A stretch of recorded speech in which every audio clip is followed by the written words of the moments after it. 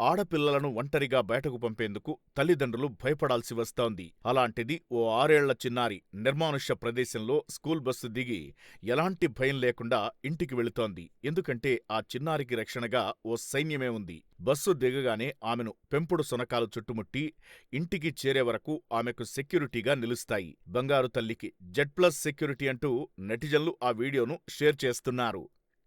చేశాను నేనీ స్నేహం పొందాను నా ప్రాణం నీదైనా నీ చెలిమిరుడం తీరేనా